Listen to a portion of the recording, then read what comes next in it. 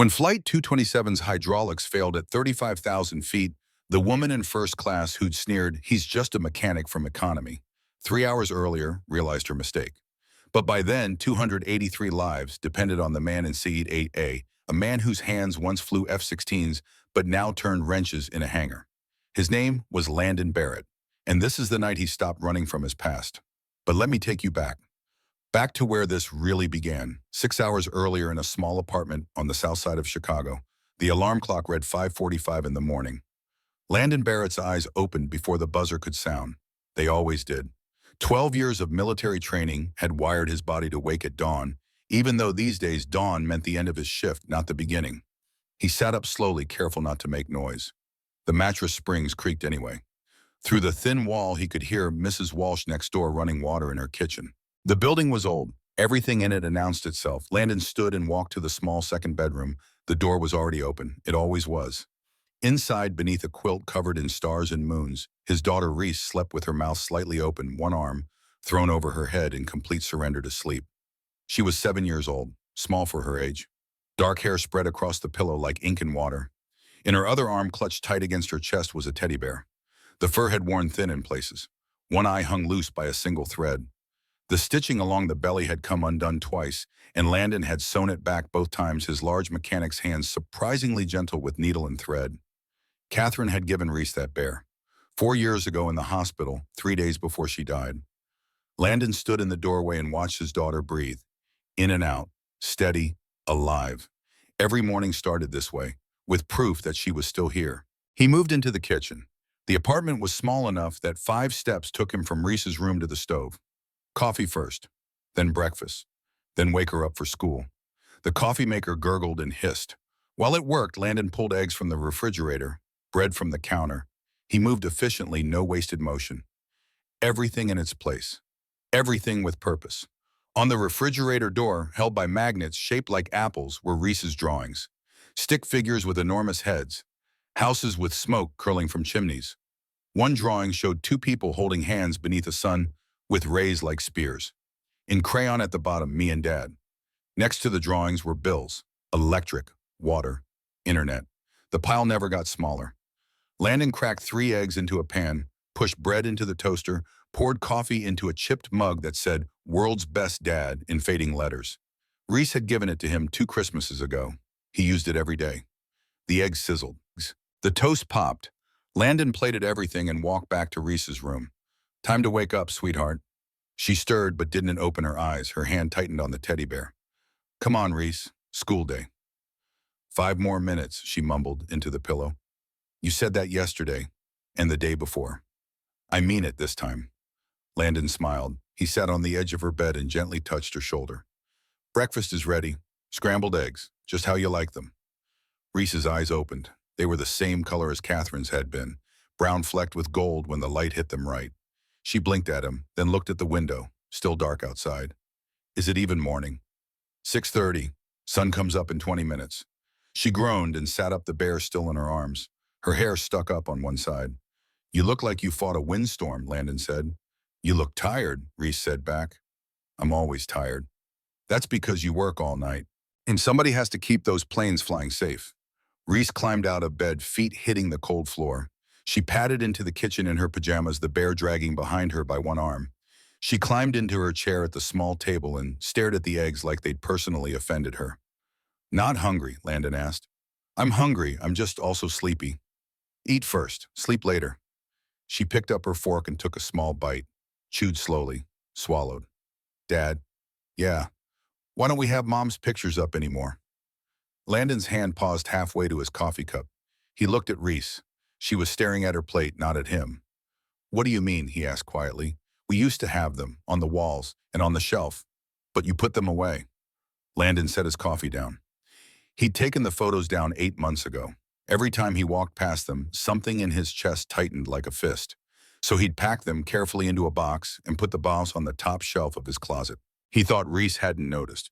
"I didn't put them away because don't want to remember her," Landon said. "I put them away because remembering hurt a little too much, but I keep her right here." He touched his chest over his heart, "Where it counts." Reese looked up at him. Her eyes were too wise for 7. "Does it still hurt?" Every day. Me too. They sat in silence for a moment. The refrigerator hummed. Outside, a car drove past, tires hissing on wet pavement.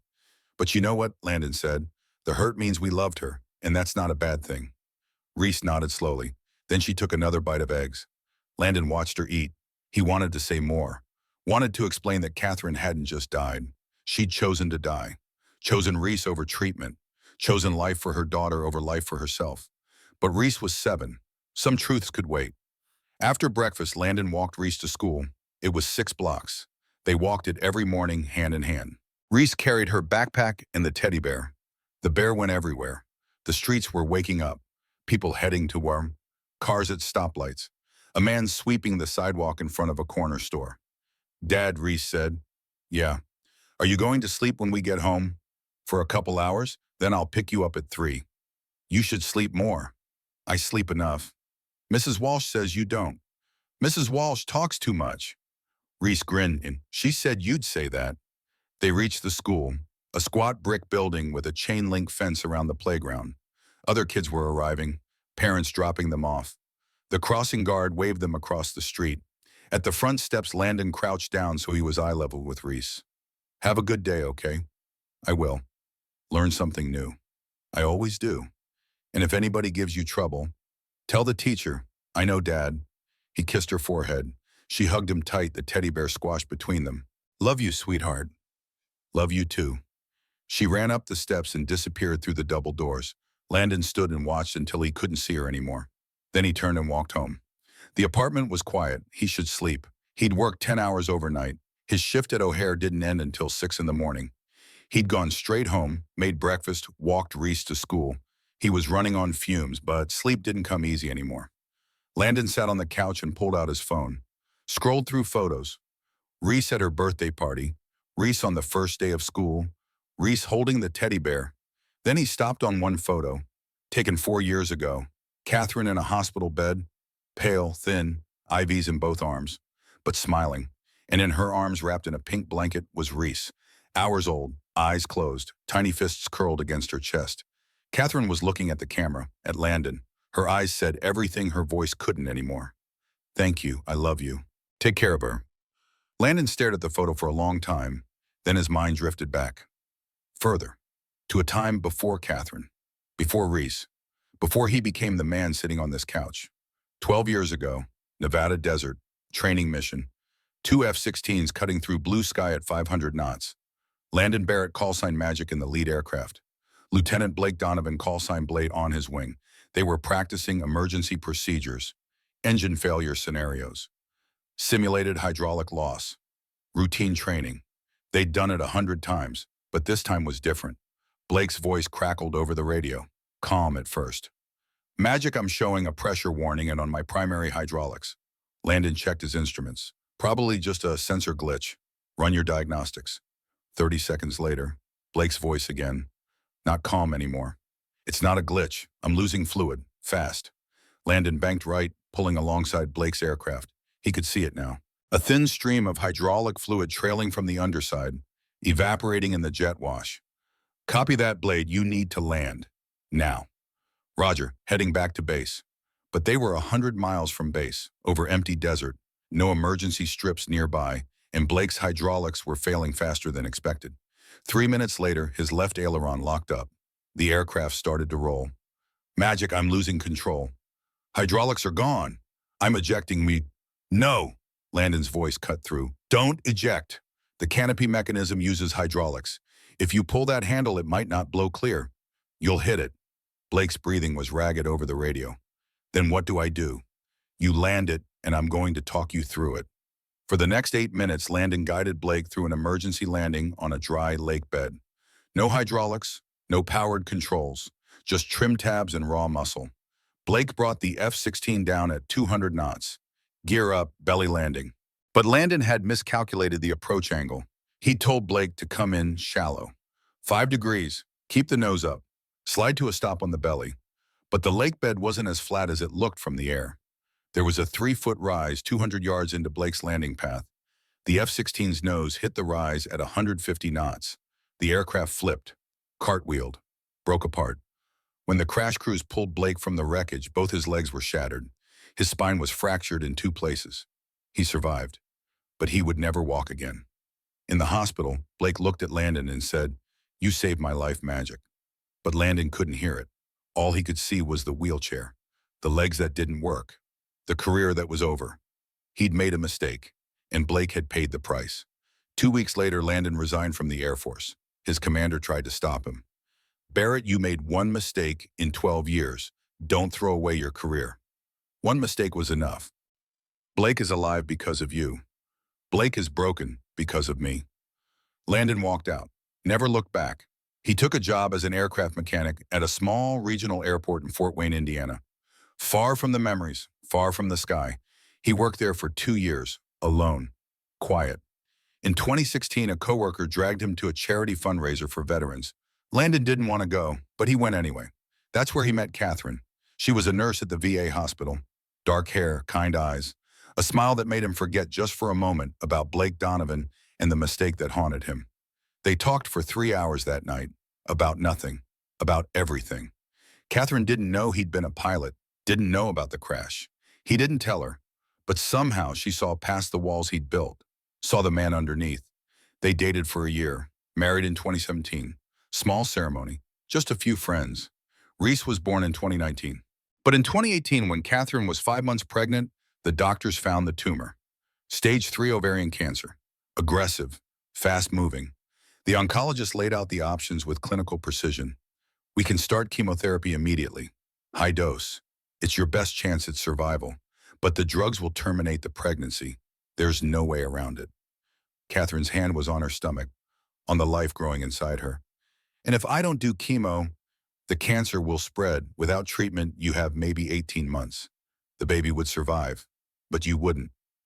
Landon had looked at Catherine, willing her to choose herself, to choose treatment, to choose life. But Catherine had already decided. "I'm keeping the baby." "Catherine," Landon started. She turned to him, her eyes fierce, unshakable.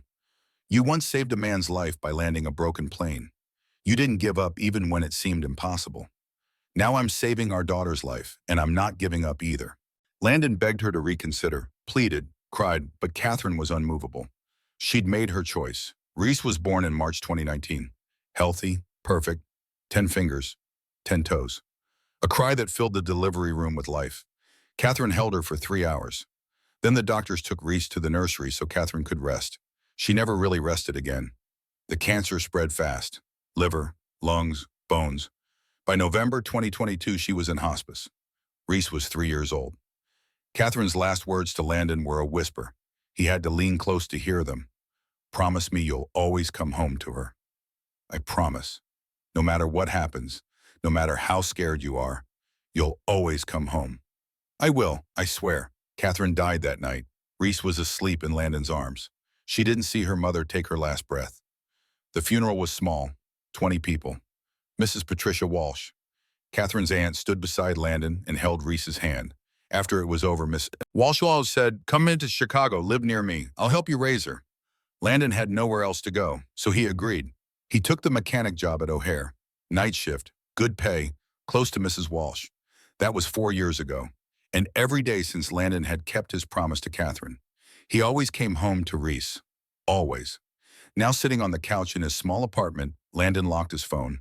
The photo of Catherine disappeared. He stood and walked to his bedroom, lay down fully clothed, closed his eyes. He slept for 2 hours, dreamless. At 2:30 in the afternoon, Landon was back at the school, waiting outside the front doors with a dozen other parents. The bell rang. Kids poured out like water from a dam. Reese found him immediately. She ran over, backpack bouncing. "How was school?" Landon asked. "Good. We learned about fractions." "You like fractions?" "They're okay, better than spelling." They walked home together. Reese talked about her day, about her friend Emma, who'd brought cookies for lunch, about the boy who'd thrown a paper airplane and got sent to the principal's office. Landon listened, asked questions, laughed when Reese did. At home, she did her homework at the kitchen table while Landon made her a snack. Apple slices with peanut butter. She ate and worked, pencil scratching across paper tongue poking out of the corner of her mouth when she concentrated. At 4:30, Mrs. Walsh knocked on the door. "Right on time," Landon said, opening it. Mrs. Patricia Walsh was 72 years old, Irish with silver hair and bright blue eyes. She'd lived next door for 15 years.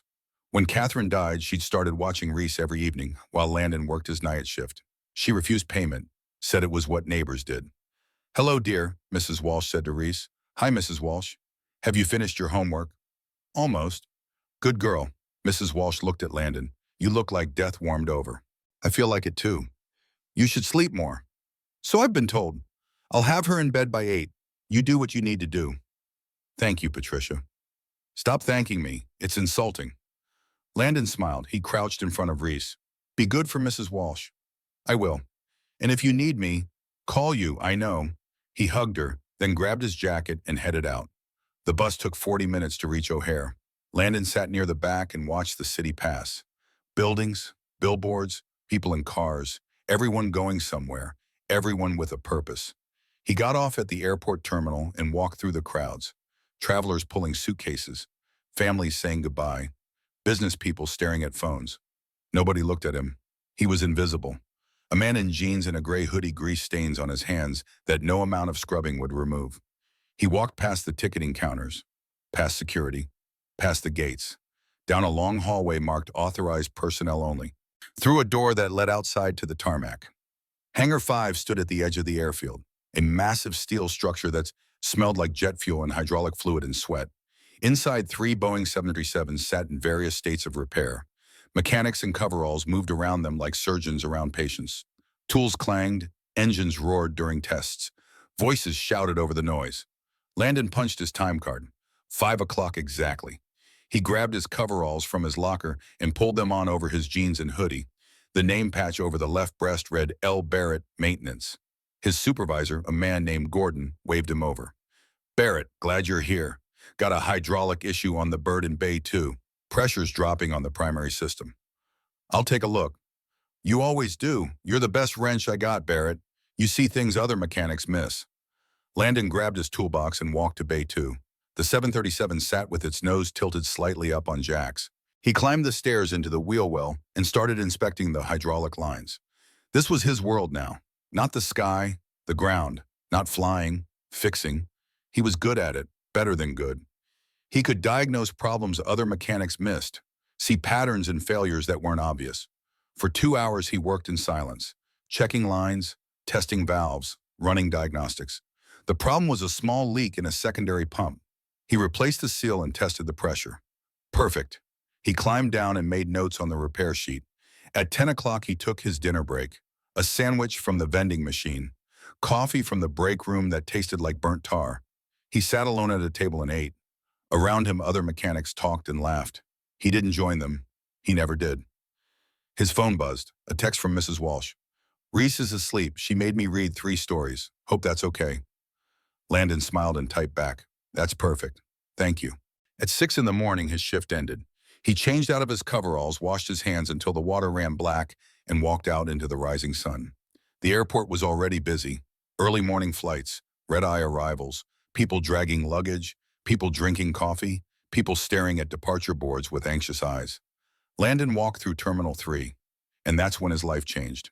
Near Gate B14, a woman in an expensive pantsuit was on her phone. Her voice was loud, clipped, angry.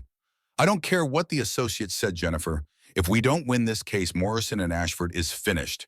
Do you understand finished? My daughter's life depends on this money." The woman paced. Diamond earrings caught the fluorescent light. Her heels clicked on the tile. Victoria Ashford, 45 years old, senior partner at one of Chicago's most prestigious law firms, flying to London for a $50 million case. Landon walked past her. She didn't notice him. Near the coffee stand, an older man in a polo shirt was talking to a younger couple, loud enough for people 3 gates over to hear. "I've got 200 hours of flight time," the man said, puffing out his chest. "Aviation engineer, 40 years in the business. If anything ever went wrong on a plane, I'd be the guy you'd want in that cockpit." The couple nodded politely. The man kept talking. Harold Sutton, 68 years old, retired, alone, desperate to feel important one last time. Landon kept walking. At the security checkpoint, a man in a tailored suit was arguing with a TSA agent. "Do you know who I am? I'm vice president of operations for this airline. I don't wait in lines." The TSA agent, a woman in her 50s with tired eyes, looked unimpressed. Sir, everyone goes through security. This is absurd. Preston Whitmore, 52 years old, wealthy, powerful, accustomed to getting what he wanted. Landon walked past them all. He didn't take the bus home. Not today. Today was different. Today he and Reese were flying to London. A vacation, 3 days, museums, history, a break from the routine. He'd been saving for 2 years. At home, Mrs. Walsh was on the couch with Reese, who was already dressed and ready. Dad, Reese jumped up and ran to him. Ready for our trip? So ready, Mrs. Walsh stood. You two have a wonderful time. And Landon, try to relax, you deserve it. I'll try. 2 hours later, they were back at O'Hare. But this time, Landon wasn't working. He was traveling. They stood in line at the ticketing counter. Reese held the teddy bear and stared at the departure board with wide eyes. Dad, how come we didn't get seats by the window? Landon looked down at her. Because I know you'll fall asleep on my shoulder anyway. Saved us $50. I'll get you that birthday present you've been asking about next month. Reese hugged the bear tighter. Okay. They moved through security.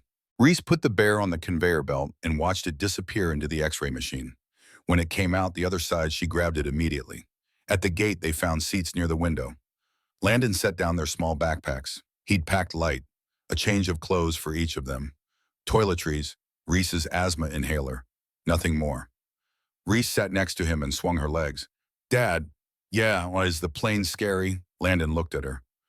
Really looked at her. 7 years old, trusting him completely. You know what I used to do before I became a mechanic? He asked. Reese shook her head.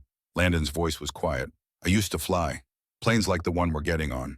But now my most important job is being your dad, and I promise I'll always be right here with you. Reese seemed satisfied with that. She leaned her head against his arm. Across the waiting area, an elderly woman struggled with a heavy suitcase. She was trying to lift it onto a luggage cart, moving slowly. Struggling. Landon stood and walked over.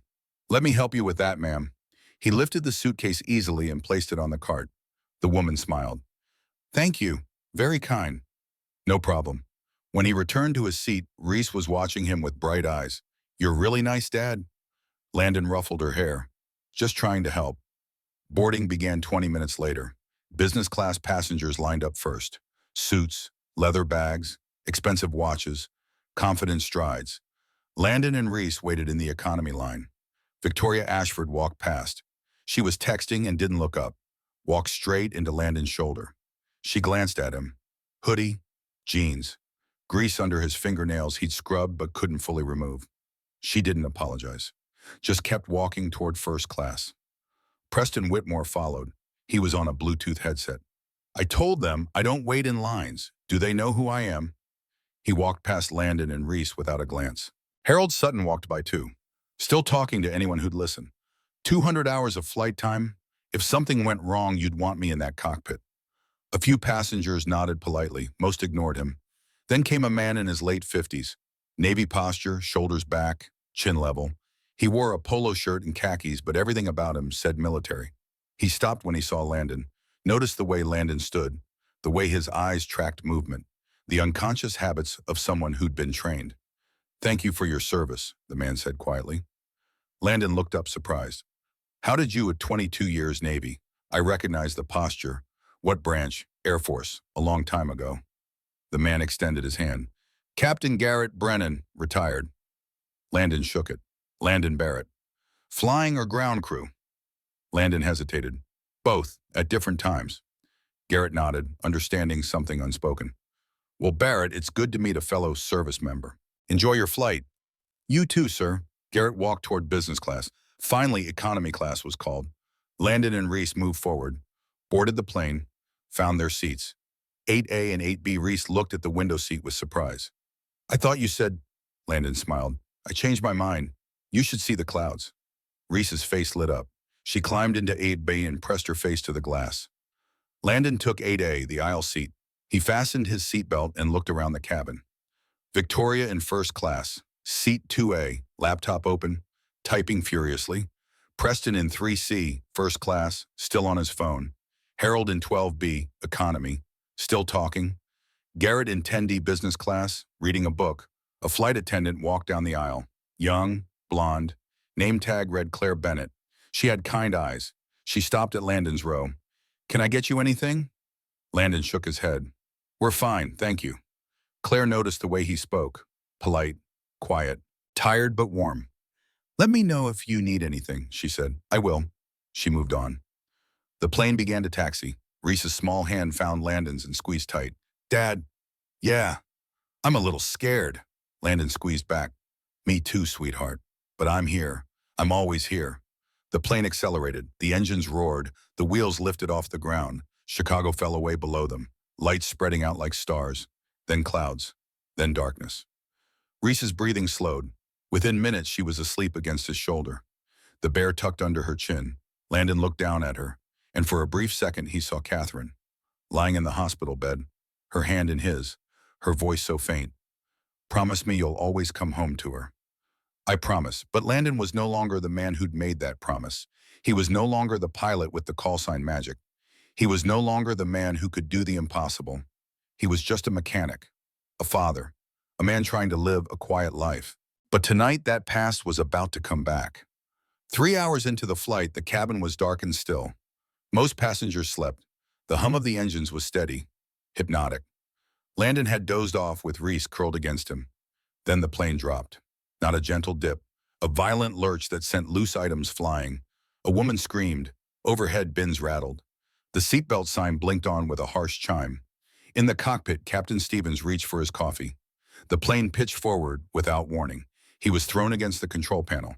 His head struck the edge with a sickening crack. Blood ran down his temple. He slumped sideways, unconscious. Wyatt Palmer, the first officer, grabbed the yoke with both hands. He was 28 years old, 800 hours of flight time. He'd never flown without autopilot in conditions like this. The control panel lit up red. Warning lights blinked in sequence. Primary flight control system failure. Hydraulic pressure loss. Wyatt's voice cracked as he keyed the intercom. This is the flight deck. We need someone with flight experience. If anyone on board has flown aircraft, please identify yourself to the crew immediately. In the cabin, passengers were waking, panicking. Harold Sutton stood up, his hand raised high. I have flight experience, 200 hours I can help. Claire moved down the aisle toward him. Sir, please come with me. Harold followed her to the cockpit. In seat 8, Landon's eyes opened. Reese was awake now too, her face pale, her small hand gripping the teddy bear. Dad, what's happening? Landon didn't answer. His mind was somewhere else.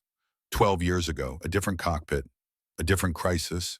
Blake Donovan's voice, magic, I'm losing control. The choice between fear and action. The landing that went wrong, the wheelchair, the guilt, the fear that never left. Now the intercom crackled again. Wyatt's voice, desperate. If anyone on board has military flight experience, please identify yourself immediately. Landon's hand tightened on the armrest. Reese looked up at him. Dad, do you know how to fly planes? Landon met her eyes, and in that moment he had to choose. Run from the past, or face it. Yeah, he said quietly. I do. Then you have to help them. Reese, I haven't flown in 12 years. I might make things worse. But you're the only one who can try. Landon looked at his daughter, 7 years old, wise beyond her years. Catherine's words echoed in his mind. You once saved a man's life by landing a broken plane. You didn't give up even when it seemed impossible. Landon stood. Where are you going? Reese asked, her voice small. He leaned down and kissed her forehead. I have to go help some people, sweetheart, but I'll come right back, I promise. Reese's eyes filled with tears. Please don't leave me. Landon crouched in the aisle so they were eye to eye. Remember the lady at the airport, the one I helped with her suitcase? Reese nodded. I'm going to do that again. Help someone who needs it, and then I'll be right back here with you. Reese's lip trembled, but she nodded. Landon stood and moved toward the front of the cabin. Other passengers stared. Victoria Ashford rose from her seat in first class, stepped into the aisle, blocking his path. Her voice was sharp, cold. Excuse me, where do you think you're going? Landon's tone was quiet. I think I can help. Victoria looked him up and down. Hoodie, jeans, grease under his fingernails, economy seat. Her expression hardened into something ugly. Do you have credentials? Proof of anything? Or are you just some mechanic from Coach who thinks he can play hero? Landon didn't answer. He tried to step around her. Victoria moved to block him again. I'm asking a legitimate question. 283 lives are at stake. We can't just let anyone into that cockpit. She turned to the other passengers, her voice rising. I have a critical court case tomorrow morning. $50 million on the line. My company will go under if I'm not there. We need someone qualified, not some... She looked at Landon again. Not someone like him. The words hung in the air. Someone like him. A few passengers looked away, uncomfortable. Preston's voice from first class. She's got a point. We need credentials, not some random guy from economy. Landon reached the cockpit door. Claire stood there, looking uncertain. Landon spoke quietly. My name is Landon Barrett. I flew F-16s for 12 years. Air Force, call sign was Magic. Claire stared at him. He didn't look like any pilot she'd ever seen, but there was something in his eyes, something steady. Are you sure you can do this? Landon's jaw tightened. No, but I'm the only one on this plane who has a chance. Victoria appeared behind him, her voice frantic now. I demand verification. Call ground control. We can't trust this. Garrett Brennan's voice cut through from business class. Let him through. Everyone turned. Garrett stood, his posture military, his voice commanding. I'm Captain Garrett Brennan, 22 years Navy, retired. I spoke with this man before we boarded. He's military, I can tell. And right now he's our only option. Victoria started to protest. But, Miss, sit down, or I will personally remove you from this aisle. Victoria's mouth opened. No words came out. She stumbled back to her seat. Landon looked at Garrett, nodded once. Garrett nodded back. Landon stepped into the cockpit. The door closed behind him, and in seat 8, Arise held her teddy bear tight and prayed that her father would come back, just like he always did. The cockpit was smaller than Landon remembered. Captain Stevens lay slumped in his seat, a bandage wrapped around his head, breathing, but unconscious. Harold Sutton gripped the yoke with white knuckles, his shirt soaked through with sweat, his face pale, eyes wide with terror. Wyatt Palmer looked up when Landon entered. His eyes were red-rimmed, desperate. You really flew F-16s, Landon nodded. His eyes were already scanning the instrument panel. Red warning lights blinked in sequence across the display. He didn't need to read them to know what they meant. Hydraulic pressure is at 1,200 psi, should be 3,000. The backup system is compensating, but it's not strong enough to fully control the surfaces. You're flying manually right now. The yoke probably weighs 3 times what it should. Wyatt's mouth opened slightly. How did you know that? Just by looking, Owen? Because I've been installing these systems for 4 years. I know every line, every valve, every failure point. Harold was shaking. He looked at Landon with something close to relief. I can't hold it much longer. My arms are giving out. Landon stepped closer. You've done well. Let me take over. Before Harold could move, the cockpit door opened behind them. Garrett Brennan stepped inside, his posture military, his eyes sharp. I need to verify this man's credentials before we proceed. Lives are at stake. Wyatt started to protest. Garrett raised a hand. This isn't personal, it's protocol. Garrett turned to Landon, his gaze assessing.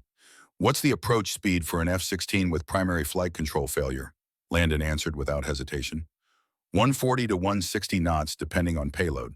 If you lose main hydraulics and switch to backup, you need an additional 20% thrust to compensate for a control lag. Garrett's expression didn't change. Emergency procedure for dual engine failure at 15,000 feet. Landon met his gaze. Glide ratio is 1 to 10. For every 1,000 feet of altitude, I get 2 nautical miles of range. Cut fuel flow to prevent fire on impact. Maintain 200 knots for maximum lift. Find a flat surface or ditch in water perpendicular to wave direction. Garrett studied him for 3 long seconds. Then he nodded. He's real. Let him fly. He turned to Wyatt. Trust him. I've seen 1,000 pilots. He's got the eyes. He's the real deal. Garrett stepped back out into the cabin, but before the door closed, Victoria pushed past him. Her voice was shrill, panicked. I object to this. We don't know who this man is. He could be lying. He could kill us all. Claire tried to pull her back. Miss Ashford, please. Victoria shook her off, her face flushed, her breathing fast. I have a court appearance tomorrow morning. $50 million is on the line. My entire company depends on it. My daughter's life depends on it. We need someone qualified, not some stranger from economy class. Landon did not turn around. His eyes were locked on the hydraulic pressure gauge. It was dropping, slowly but steadily. 1,200 psi, 1,150, 1,100. Victoria's voice grew louder. I demand we contact ground control and verify his identity. This is insane. Garrett's voice cut through from the doorway, hard as iron. Miss Ashford, sit down now or I will drag you out of this cockpit myself. Victoria's mouth opened, but no words came out. She looked at Garrett's face, saw something there that made her step back. She stumbled out. Landon's eyes were still on the gauge. 1050 psi, 1000, 950. He spoke quietly. We don't have as much time as I thought. Harold released the yoke and slid out of the captain's seat. His legs barely held him. He grabbed the back of the seat to steady himself. Thank you, he whispered. Thank you for taking over. Landon didn't respond. He was already moving into the captain's seat. The moment his hands touched the controls, muscle memory flooded back. The weight, the resistance. The way the aircraft responded a fraction of a second behind his input. It had been 12 years, but his body remembered. Wyatt watched him, his voice uncertain. What do we do? Landon's hands moved across the panel, checking readouts, testing responses. His fingers stopped on a small indicator light in the lower right corner of the display. It was amber, almost hidden behind a cascade of red warnings. This, the secondary hydraulic pump. It's still running, but it's not engaged. Wyatt leaned closer. I didn't even see that. Landon flipped a switch. A low hum vibrated through the floor. The hydraulic pressure gauge jumped from 900 to 1500 psi. The yoke became noticeably lighter in his hands. Wyatt's eyes went wide. How did you know that was there? Landon's voice was flat. F-16s have the same system. After 12 years of flying them and 4 years of installing them, you learn where every backup switch is hidden. Garrett appeared in the doorway again. He'd been watching from the cabin. Now he turned and spoke loud enough for the nearest passengers to hear. He's the real deal. I guarantee it. This man knows what he's doing. A murmur spread through the rows. Some passengers looked relieved. Others still looked terrified. Landon adjusted the trim, testing the responsiveness. The plane was stable now, but barely. He keyed the radio. Shannon Control, this is Flight 227. We have partial hydraulic restoration, but the system is degrading. Request immediate diversion to nearest suitable airport. A voice crackled back, calm and professional. Flight 227, this is Shannon Control. We copy your situation. Nearest suitable airport is Reykjavik, Iceland. Distance 520 nautical miles. Estimated flight time 52 minutes. Landon checked the hydraulic gauge again. It had already dropped to 1400 psi. 30 seconds and it had lost 100. He did the math in his head. At this rate of degradation, they had 45 minutes before total failure. Shannon, at current rate of degradation, we have approximately 45 minutes before total hydraulic failure. Reykjavik is too far. There was silence on the other end. When the voice came back, it was quieter, more careful. Understood. Stand by. Landon's jaw tightened. He knew what was coming. The radio crackled again. Flight 227 closest option is Faroe Islands. Distance 180 nautical miles northeast. Estimated flight time 22 minutes. You can make that in your window. Landon's hands tightened on the yoke. What's the runway length? A beat of silence. 1,250 meters. Wyatt's face went pale. A 737 needs at least 1,800 meters minimum. We'll overshoot. We'll end up in the ocean. Landon's voice was calm. Not if we land at the right angle. Wyatt turned to him, eyes wide. You can't be serious. Landon didn't respond. He was already running calculations in his head. Speed, weight, drag coefficient, brake efficiency without full hydraulics. It was possible? Barely. Outside the cockpit, Victoria had heard every word through the thin door. Her face went white. She stood up, her voice rising to a shout. He's going to kill us. He's insane. Someone else needs to take over. Several passengers looked up, fear spreading like wildfire. A woman clutched her young son. An elderly man gripped his armrest. Panic rippled through the cabin.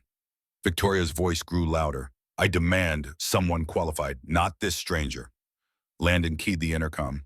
His voice came through every speaker in the plane, low and steady. This is Landon Barrett. I know you're scared. I'm scared too.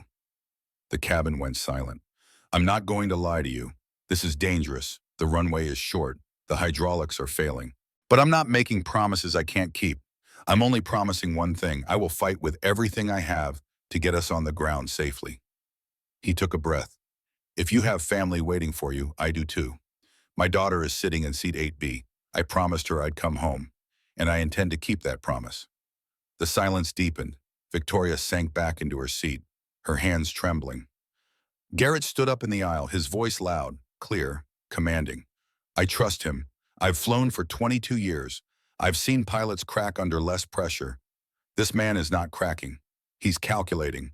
And if anyone here has doubts, just know this, he's our only chance. A few passengers nodded.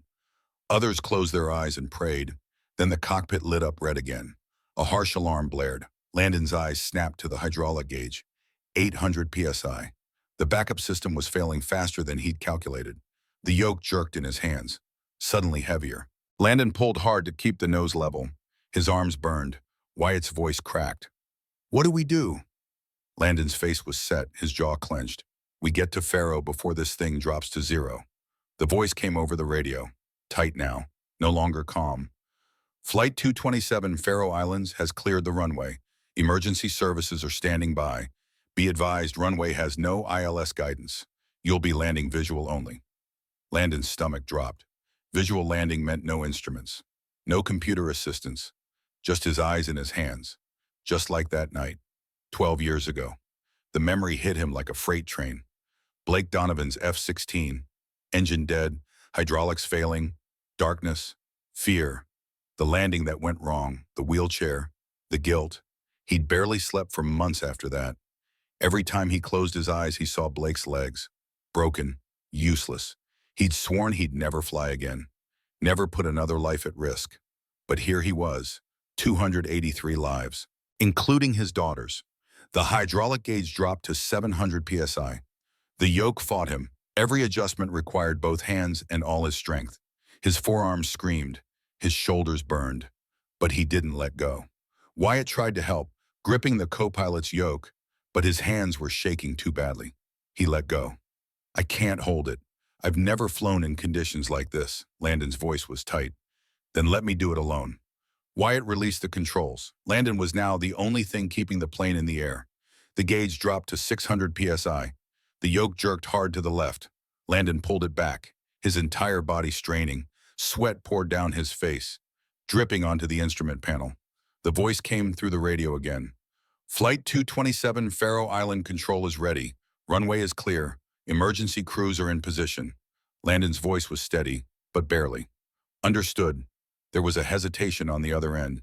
Then the voice continued, more carefully. Barrett, there's something you need to know. The runway at Faro doesn't have standard ILS lighting. You'll be landing by visual reference only, in the dark. Landon closed his eyes for half a second. In his mind, he was back in that F-16. Blake's voice in his ear, weak, fading. Magic I can't see. I think I'm bleeding out. Landon's hands had been shaking so badly he could barely hold the stick. His commander's voice had cut through the chaos. Barrett, you can do this. Bring him home. Landon had landed that plane on instinct alone. He'd thought he was saving Blake's life. Instead, he'd broken it. Now he opened his eyes. I understand, he said into the radio. Behind him, the cockpit door opened again. Victoria stepped inside, her face wet with tears, her mascara running. Claire tried to stop her, but Victoria pushed past. Her voice was broken now, no longer angry, just desperate. Please, I'm sorry I doubted you. I'm sorry I said those things. Landon did not turn around. His hands stayed locked on the yoke. Victoria's voice cracked. I have a daughter. She's 16. Her name is Claire. She's dying. She needs a heart transplant. $800,000. If I don't win this case tomorrow, I can't pay for it. She'll die. She fumbled in her purse, pulled out a checkbook, her hands shaking. I'll pay you $1 million, I swear. Just get us down safely. Please. Landon's jaw tightened. He still did not look back. I don't need your money, Miss Ashford. His voice softened, just slightly. But if you want to see your daughter again, sit down and let me work. Garrett appeared behind Victoria. He gently took her arm. Come on, he's got this. Victoria let herself be let out. As the door closed, she whispered, I'm sorry for everything. Landon exhaled slowly. His right hand was trembling now. The muscles were giving out. He bit down hard, tasting blood. The hydraulic gauge hit 500 psi. The plane shuddered. The yoke became almost immovable. In his mind, he saw Catherine's face, her hand in his, her last words. Promise me you'll always come home to her. Landon had promised, and he'd kept that promise for 4 years. He'd given up flying, given up the sky, given up everything he thought he was. But tonight he couldn't run from it anymore. The gauge dropped to 400 psi. The yoke bucked in his hands like a living thing. Landon pulled harder. His vision blurred. His arms screamed. And he thought, if I fail this time, Reese loses both parents. But if I don't try, she dies with me. He keyed the intercom. I need to speak to my daughter. Someone bring me a handheld radio.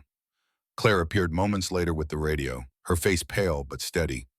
Landon took it with one hand, kept the other locked on the yoke. Reese, can you hear me? A small voice came through, scared, young, barely holding together. Dad, hey sweetheart, I'm here. I'm scared, please come back. Please sit with me. Landon's throat tightened. He could barely speak. I can't right now, Reese, but I promise I'm going to get you home. There was a pause. Then Reese's voice came through, smaller, broken. Mom said that too, and then she didn't come back. Landon's tears slid down his cheeks, fell onto the instrument panel. I know, baby, I know, but Mom fought as hard as she could. She loved you so much, more than anything in the world. His voice dropped to a whisper. And I'm fighting too, right now, for you. There was silence on the other end. Then Reese's voice came through, quieter but steadier. Mom told me something once. What did she tell you? She said you were the strongest person in the world. Landon's vision blurred, not from sweat, from tears. Reese continued. She said you could do anything, even impossible things. She called you magic.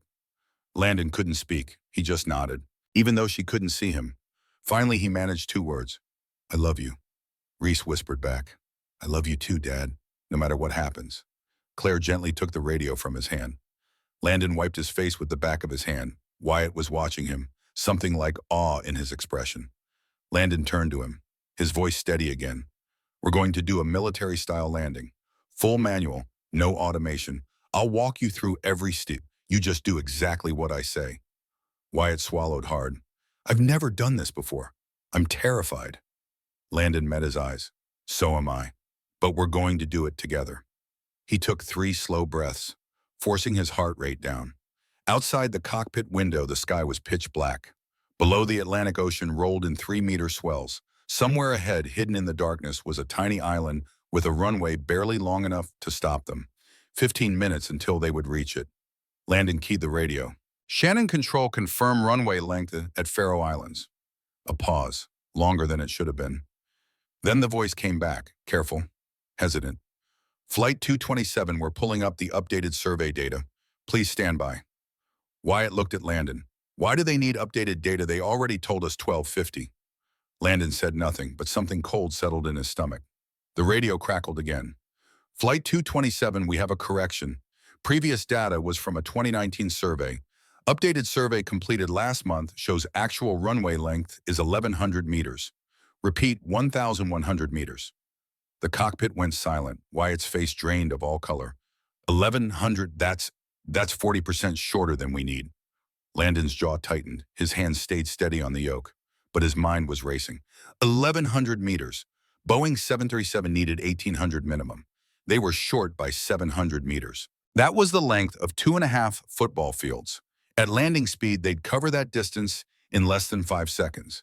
5 seconds to stop a 180-ton aircraft with failed hydraulics and no margin for error.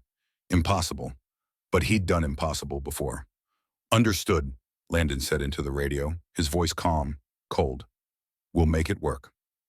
Outside the cockpit, Victoria had heard every word. She stood up, her voice rising to a scream. 1,100 meters, 1,100. We're all going to die. Preston was on his feet now, too, his face white. He can't land on that. It's suicide. We need to turn back. Panic spread through the cabin like wildfire. A woman started crying. A man began praying loudly in Spanish. A child screamed for his mother. Claire's voice came over the intercom, trying to stay calm, failing. Please, everyone stay in your seats. The pilot knows what he's doing. But doubt was written on every face. Garrett stood up, his voice cutting through the chaos like a blade. Listen to me, all of you. I flew combat missions for 22 years. I've seen pilots crack under less pressure than this. This man is not cracking, he's calculating. Every move he makes is deliberate, trust him. But the fear remained. In the cockpit, Wyatt was staring at Landon. How, he whispered, how do we land on 1,100 meters? Landon's eyes were locked on the instrument panel, on the numbers, on the physics. We cut engine 1 earlier than planned. We come in steeper. We brake harder. We pray the landing gear holds. And if it doesn't, Landon met his eyes, then we die. But we die trying, and that's better than giving up. 10 minutes to landing, the voice crackled over the radio. Flight 227, Faro is ready, runway lights are on, fire crews standing by. Do you need step-by-step guidance from the tower? Landon's voice was calm now, cold, focused or negative. I need radio silence. I need to concentrate. There was a pause on the other end. Then quietly, copy that. Good luck, Barrett. Landon checked the hydraulic gauge one last time. 300 psi. Dropping fast. He began descending. 15,000 feet. 14. 13. The yoke resisted every movement. His arms were numb. His wrists ached. But he didn't let go. 10,000 feet. 8. 5.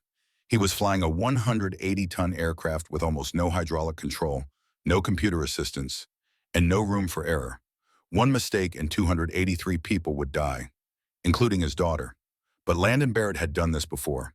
In the dark, with a failing aircraft, with a dying man counting on him. He'd made a mistake that time, and Blake had paid the price. But tonight he wouldn't make the same mistake. Tonight he would get it right, because Reese was waiting, and he'd promised Catherine he'd always come home, 5 minutes from touchdown. The Faroe Islands appeared as a faint cluster of lights against the blackness. The runway was a thin yellow line cutting through the center of the island. Landon's eyes locked onto it. I see it. The voice came back, tight now. Winds are 25 knots crosswind from the east. Sea state is 3 meters, light fog rolling in. Landon did not respond. He was already adjusting for the wind, feeling the way the plane wanted to drift left. He corrected with slight pressure on the yoke. Every movement took all his strength. 3 minutes out, he lowered the landing gear. The mechanical grind echoed through the fuselage. The hydraulic gauge dropped to 200 psi. The yoke became almost impossible to move. Wyatt was gripping his armrest, knuckles white. How are you even holding that? Landon did not answer. His entire body was locked in place. Arms shaking, jaw clenched so hard his teeth ached. 2 minutes out, altitude 1,500 feet. Speed 220 knots, too fast, he needed to slow down. Landon's voice was clipped. Wyatt, on my mark, cut engine 1. Leave engine 2 running.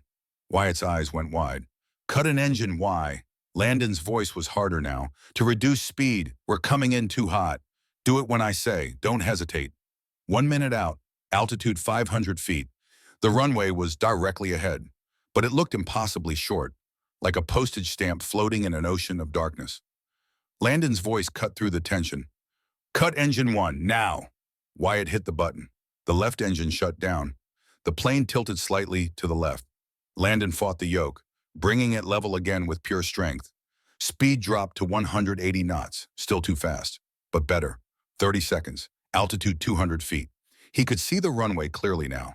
1,100 meters. The ocean waited at the far end, dark and hungry, and ready to swallow them whole. Then a voice crackled through the cabin intercom. Urgent. Thomas Pritchard, the structural engineer from row 18, had been monitoring wind data on his laptop. Landon, this crosswind is 25 knots east to west. At your current approach angle, you're going to drift 200 meters off centerline. You'll miss the runway completely. Landon's eyes flicked to the wind indicator. Thomas was right. Wyatt's hands gripped the armrest. What do we do? Landon's mind calculated in milliseconds. 25-knot crosswind. Approach speed 180 knots. Boeing 737 profile. He needed to compensate. Crab the approach. 15 degrees right. But that meant landing at an angle. Left gear would touch first. If he wasn't perfect, the plane would spin. Cartwheel. Disintegrate. Wyatt, I'm banking 15 degrees right. When I give the word, you deploy left spoilers only. Not right, just left. Do you understand, that's not standard procedure. I know, but standard procedure is for planes with working hydraulics. Trust me. Wyatt's hand hovered over the spoiler controls. Okay, I trust you. Landon pulled the yoke right, using every ounce of strength he had left. The plane banked, 15 degrees. The runway visible through the windscreen was no longer straight ahead. It was off to the left. They looked like they were going to miss the island entirely. Passengers who could see out the windows gasped. Victoria screamed, "He's going the wrong way. We're going to hit the ocean." Preston grabbed her arm. "Shut up and let him work." Altitude 100 feet. Landon held the angle, fighting the crosswind, fighting the controls, fighting physics itself. 50 feet. The wind pushed the plane west. Landon compensated east. Thomas's voice. "Drift is correcting. You're on track. Hold that angle." 20 feet. The runway was directly below them now, but they were approaching at a 15-degree angle, like a crab walking sideways across the sky. 10 feet. Landon's voice cut through like a whip. "Wyatt left spoilers now." Wyatt deployed them. The left wing dipped. The plane rotated. The nose swung left. For one heart-stopping second, they were aligned with the runway. 5 feet. Claire's voice over the intercom. "All passengers, heads down, brace." The left rear wheel touched first. Bang! Smoke exploded from the tire. The plane bounced, tilted violently to the left. Landon fought the yoke, bringing the right side down. The right rear wheel hit. Bang! Then the nose gear slammed down. Crash! They were down, but still rolling at 100 knots on an 1,100-meter runway, and they'd already used 200 meters just touching down. 900 meters left. Landon stomped on the brakes with everything he had. Without hydraulics, they were purely mechanical. Weak, insufficient.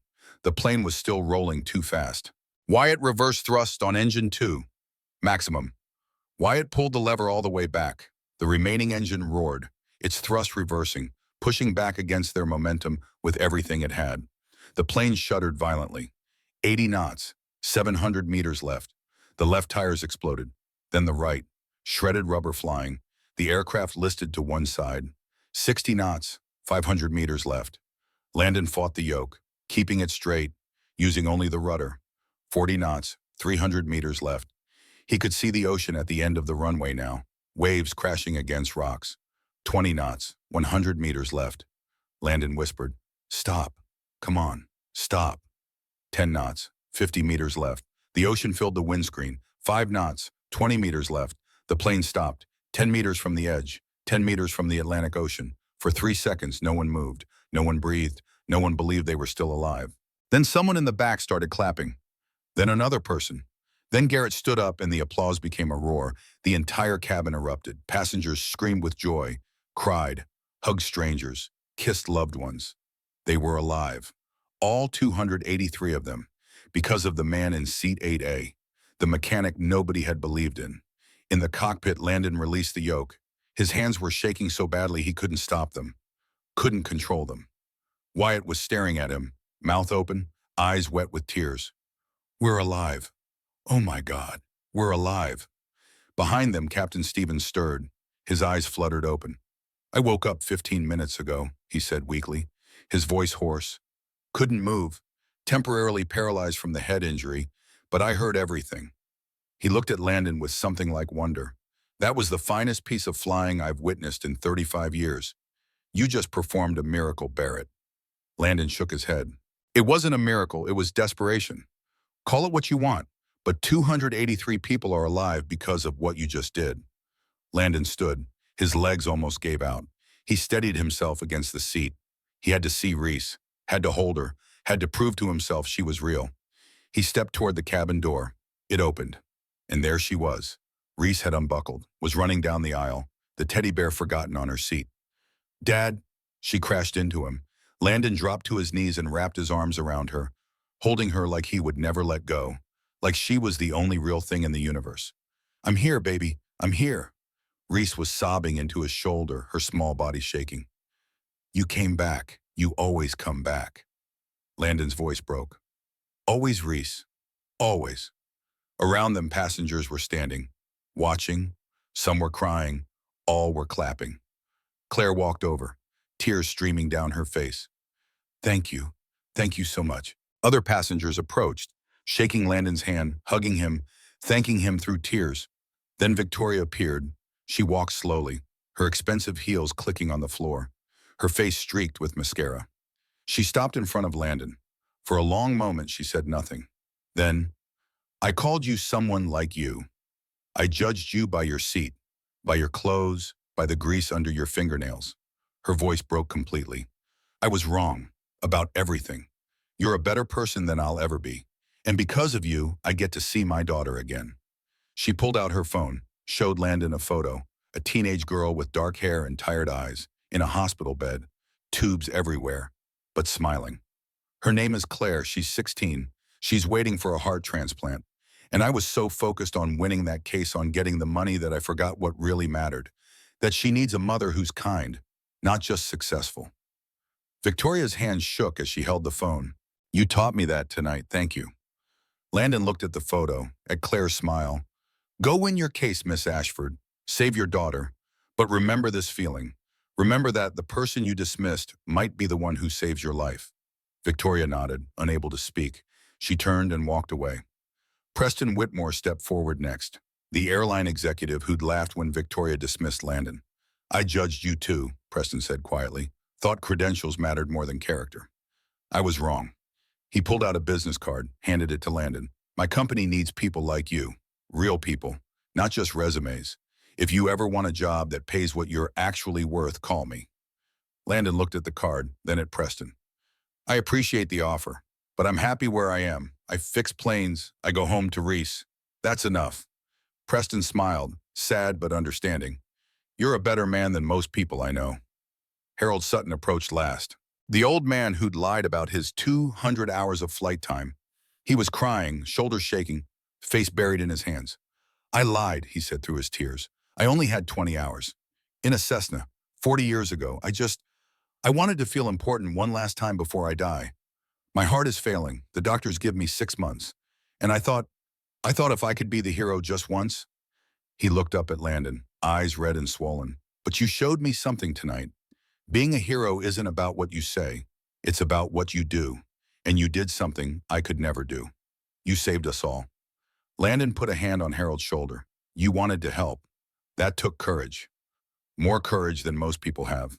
Next time, just be honest. Honesty saves more lives than pride. Harold nodded, then hugged Landon. Brief but genuine.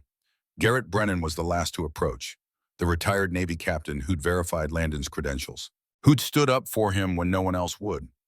Magic, Garrett said quietly. That was your call sign, wasn't it? Landon nodded. You earned it twice tonight. Once 12 years ago when you saved your wingman, and again tonight when you saved all of us. He extended his hand. Landon shook it. Thank you for trusting me, Landon said. Thank you for being worth trusting. Emergency crews arrived. Medics rushed onto the plane. They checked Captain Stevens first, then moved through the cabin, checking passengers for injuries. Miraculously, no one was seriously hurt. Bruises, scrapes, shock, but alive. All 283 of them. The Faroe Islands authorities took statements. The airline executives made calls. The FAA was notified, but Landon didn't care about any of that. He just held Reese's hand and walked off the plane into the cold night air. The ocean roared somewhere in the darkness. Behind them, the Boeing 737 sat crooked on the runway. Tires shredded. Hydraulics dead, but intact. A miracle of metal and skill and desperation. Reese looked up at her father. Dad. Yeah, you're magic. Real magic. Landon crouched down so they were eye to eye. No, sweetheart. You're the magic. You and your mom. You're my reason for everything. Reese hugged him tight, the teddy bear finally back in her arms, and standing there on the tarmac of a tiny island in the middle of the Atlantic, Landon Barrett finally understood something. He hadn't failed Blake Donovan 12 years ago. He'd saved him, given him 12 more years with his family. And tonight he'd done it again. 283 more times. The fear hadn't left. It probably never would. But maybe that was okay. Maybe being afraid just meant you had something worth fighting for. And Landon had everything worth fighting for right here in his arms. 6 months later, Washington, D.C. The ceremony was held in a grand hall, high ceilings, marble floors, American flags along the walls. 200 people filled the seats. Aviation officials, military representatives, journalists, passengers from Flight 227. Landon stood backstage in a suit that didn't quite fit, borrowed from Preston Whitmore, who'd insisted. Reese stood beside him in a blue dress, her hair in 2 braids, the teddy bear in her arms. You look fancy, Dad, she said. I feel uncomfortable. You'll be fine. A woman with a clipboard approached.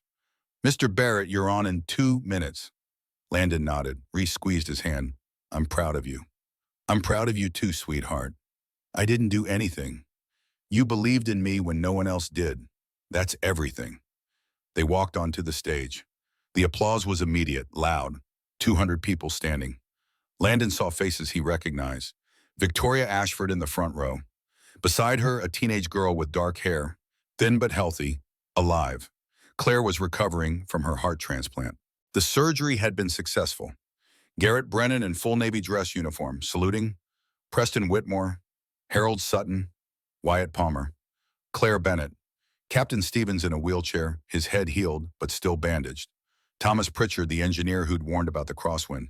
And in the very back, a man Landon hadn't seen in 12 years. Blake Donovan, in a wheelchair, but smiling.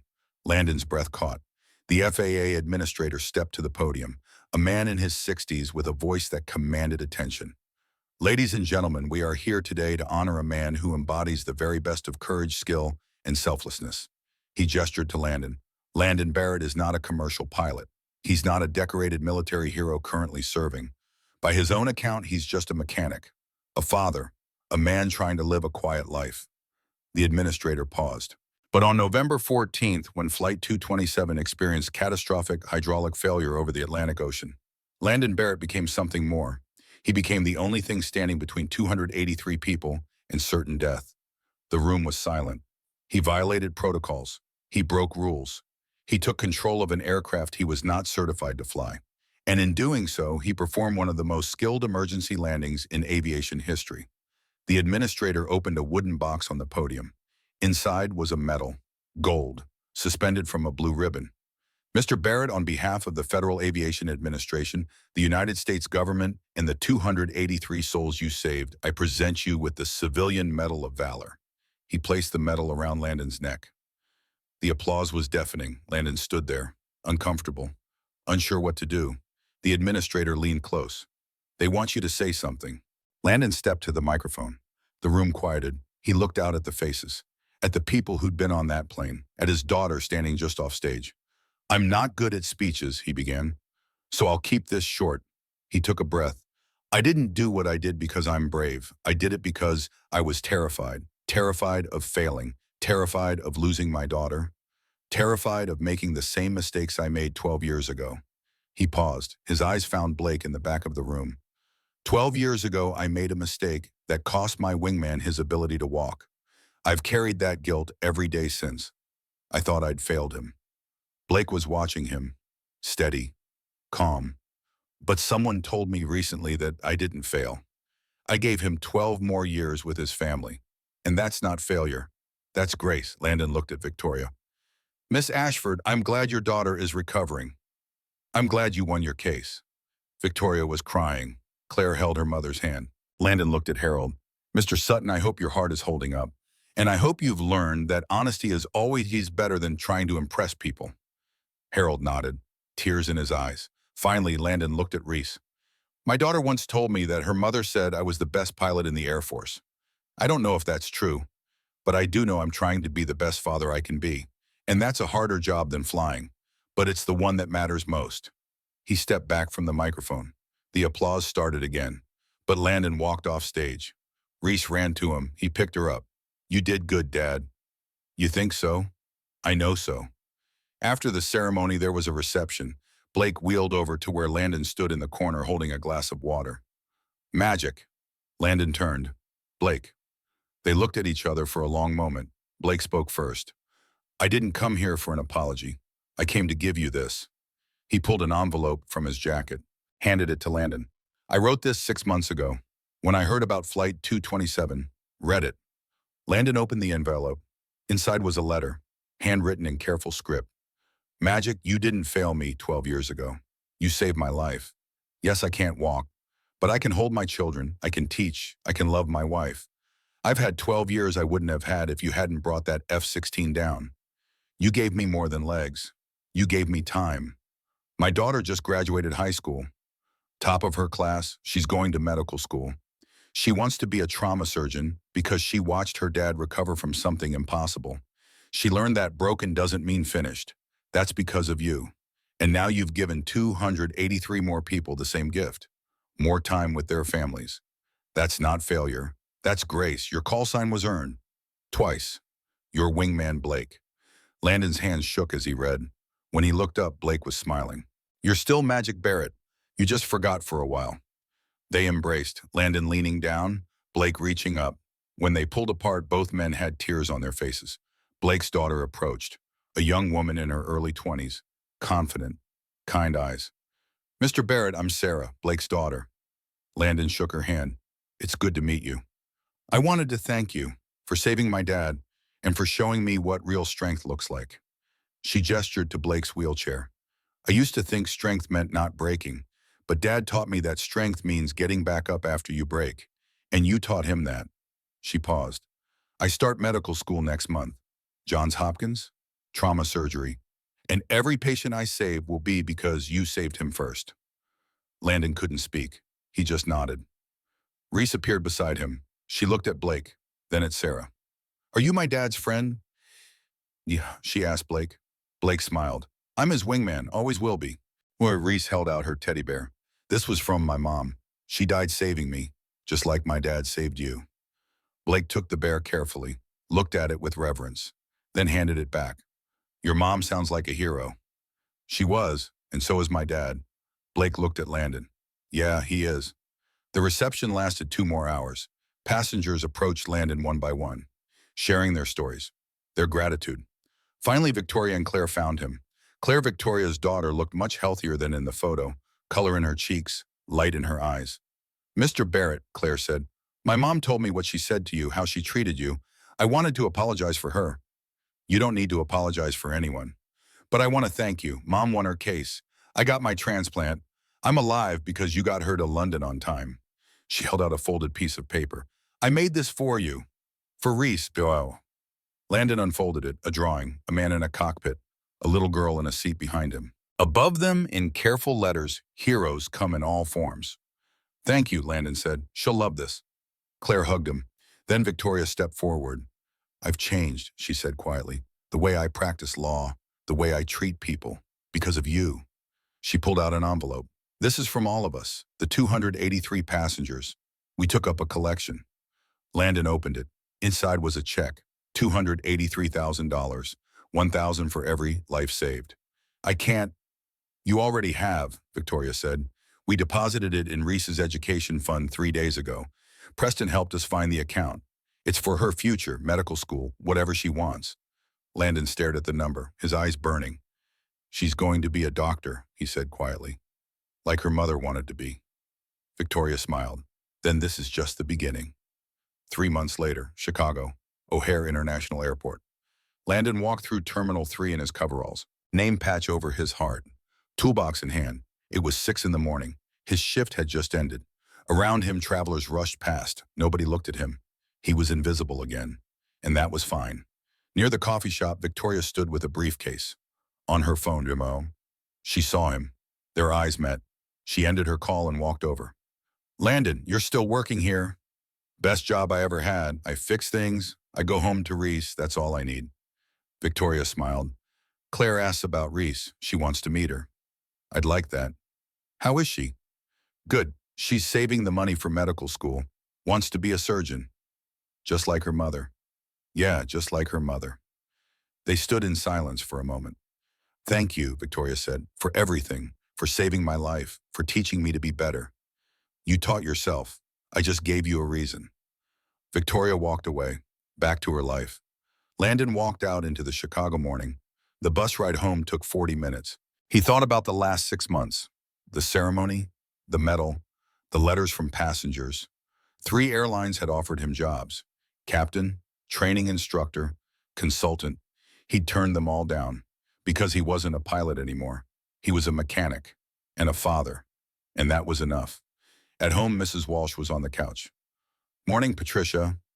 Morning, Landon. Reese is still asleep. He walked to Reese's room, stood in the doorway. She was sleeping. The teddy bear tucked under her chin. 7 years old, growing up fast. He watched her breathe, and every morning he was grateful. That evening, after picking Reese up from school, they sat on the apartment rooftop. The Chicago skyline glittered below.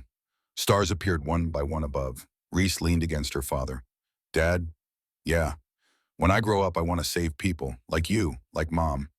Landon stroked her hair. You will. I know you will. How do you know? Because you have your mom's heart and my hands. That's a powerful combination. Reese smiled. Mrs. Walsh told me something today. What?